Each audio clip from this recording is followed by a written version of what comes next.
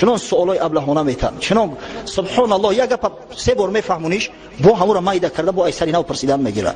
ای برادر ممکن تو به حضور باشیم و وقت نداریم از برای خدا، یا من تو پاییم یا تو پای.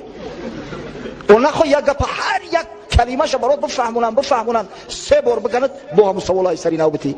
میگه اگر در بالای خر تقم خشرو پرتوی بزه گلدوزی کردگی هر کسی ای پیشش بگذره میگه عجب خری بزه بی خوب خری خشرویی همه خیلی ماسته خرک زیبا که در گردنش زنگولچه به من در قد کوشه ببرو را تماشاش میکنم.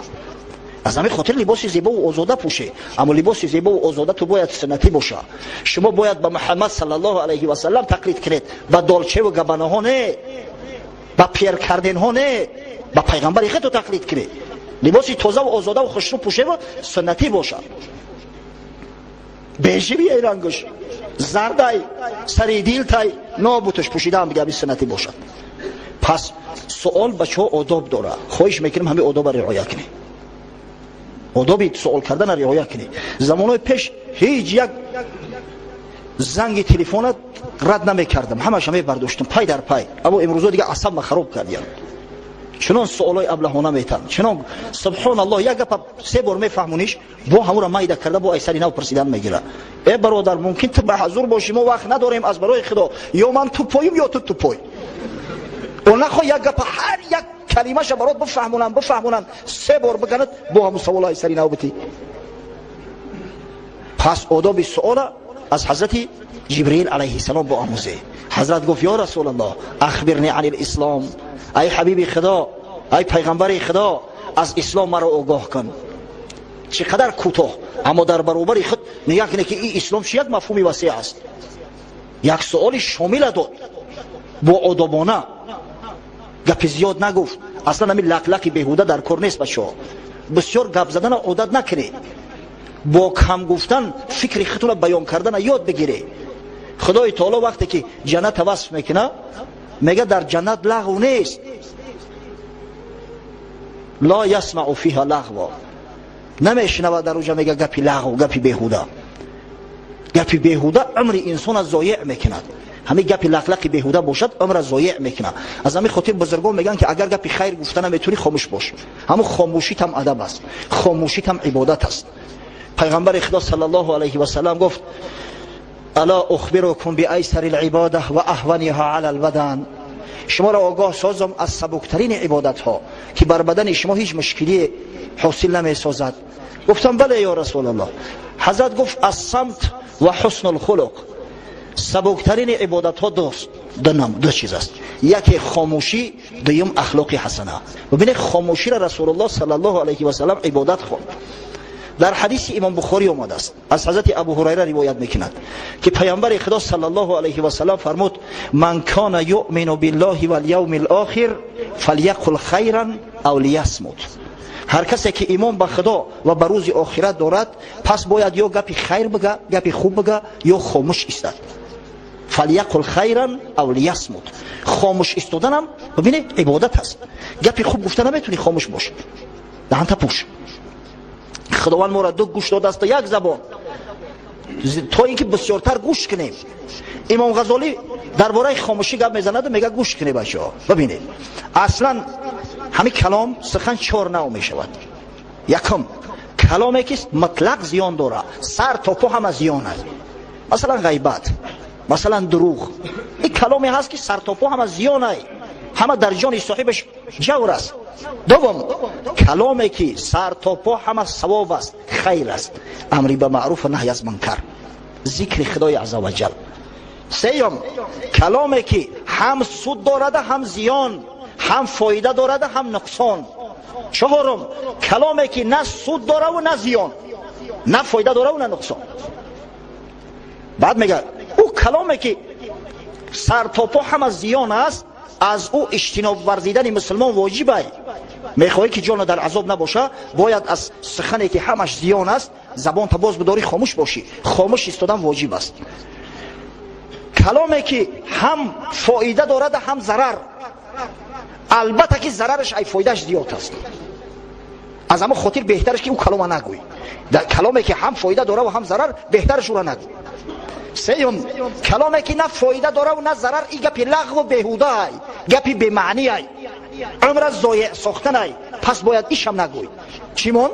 کلامی که فقط فایده داره. یعنی که اگر سخن کلام با 4 حصه تقسیم شود، 3 حصهش ممنوع ای، 1 حصهش اجازت. بفهمه؟ یعنی که باید از گفتن دیده بیشتر بشنویم، خاموشی را بیشتر اختیار کنیم. شخص میگه بچین شد پیش شیخ مرد هوشیار که ما رو از حقیقت کن خبردار. بچین شد پیش شیخ مرد هوشیار که ما رو از حقیقت کن خبردار. جوابش داد آن پیری طریقت که 10 جزو است در معنی حقیقت. پیش یک شیخ می روه یک مرد که حقیقت برام بیان کن. گفت حقیقت از 10 قسم عبارت است. بگویم تا اگر نیکو نیوشی، یکی کم گفتن است 9 خاموشی. اگر گپ ما گوش کنی و قبول کنی، همو حقیقتی که تو میپرسی از 10 1 حصهش کم گپ زدن است، 9 حصهش خاموشی. زی خاموشی است در دست شهان باز، که بلبل در قفس نالد زی آواز. باز شهباز که خاموش است در بالای دست پاچه ها میگرده. پاچه که شکار برمد، شهباز در بالای دستش گرفته میگردونه. اما بلبل بیچاره که ای شهباز در خشرو ای دسته همو آواز شو، ای دسته همو چه چه شو، دائم بیچاره در روی قفس ای. از همین خاطر بیشتر شخص باید کوشش کنه که خاموش باشه. از حضرت سلیمان ابن داوود علیه السلام روایت میکنن، حضرت سلیمان که گفته است این کان من فضة کلامک یا نفس فالسکوت من ذهب. اگر سخن تو ای مرد مثل نقره خام هم که باشه، مثل نقره درخشان و قیمت بها هم که باشه، سکوت طلا است، خاموش ایستادن طلا است. آداب یعنی خاموش ایستادن باید یاد بگیریم. بعضی برادر سوال میکنه در تلفن، با برابرت گپ زده است. یه بچه حالی هم سوال تمام نشده است، تمام شده است. او تمام شده است، دم تبگی ادم خب است. اگر من میتونم بفهمونم جواب شه، او تو برابری من گپ زده است، ای کجا دیگه من خشم تا که جوابی تر بتم. سوالی که کردی باید خاموش بستی که جوابش چی میشه. و احمق ترین احمق ها کسی است که بود دبای سخن میدوه، صبر نمیکنه تا آخر سخن گوش کنه، دبای سخن میدوه. یک روز در یوان مهمان شدیم، یک برادر حاجی بحردینی برادر مدعوت میکرده بود، یک معرکه بود. یک برادری حاجی خدا عمرش دراز کنه نامش نمیگیرم، سال 2006 همراه مو در حج بود. ملای از امی دهنی در ایستاده است، автомат وری سوال میتم. با یک سوالایی که بسیار سوالهای فراگیر مفهوم عمیق داشته. ایمان چیست؟ اسلام چیست؟ عقل بالا است یا علم؟ این تری سوالا. ببینید با همین نوعیتش سر کرده که سوال دیگه میشه میتونه. اوشا دولی خلاص نکرده که سوال سیم. ای مردک تو کلای گندش خود دقیقه چق چق داری، یک دم صبر کن. آخه این سوالای تو میتی هر کدام این چند ساعت وقت طلب داره. تو لو عقل مون که همین به طریق مختصر برات بیانش کنن.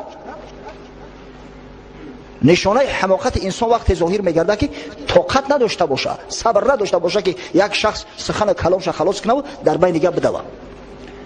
حضرت شیخ سعدی فرموده است سخن را سر است ای خیرتمند بون، نیاور سخن در میانی سخن. گپ اول داره و آخر داره، در میانی گپ ندو. سخن را سر است ای خیرتمند بون، نیاور سخن در میانی سخن.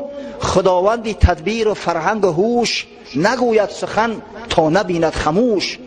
آدمی با عقل با تدبیر تا طرف مقابل خاموش نایستد سخن نمیگه. حقیقتا بعضی طرف مقابل است که جونمر نه نقطه داره نه ویرگول، همین تر راست کرده گفتن میگیره. اما به هر حال و وجه اندک صبر کردن در کن، هم یگون جا اندک دکه خورد پیش پای خورد بعد گپ تا بگو، در بین گپش ندو. این از روی آداب و از روی عقل نیست. اصلا چرا درباره سخن قدر زیاد میگیم؟ زیرا سخن بسیار مهم است.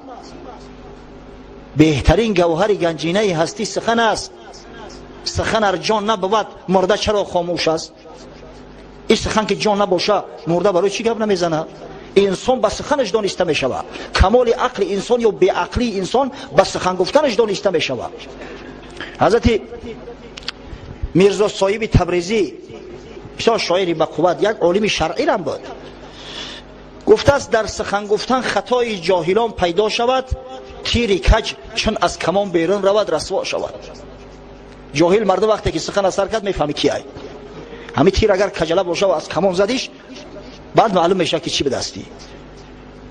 حضرت بیدل فکری میرزا صاحب اندکیگه تقویه داد، باز زیباتر کرده، گفت در سخن گفتن خطای جاهلان پیدا شود یا بی‌تمیزی های مردم از سخن پیدا شود، پیسته بی مغز اگر لب وا کند رسوا شود.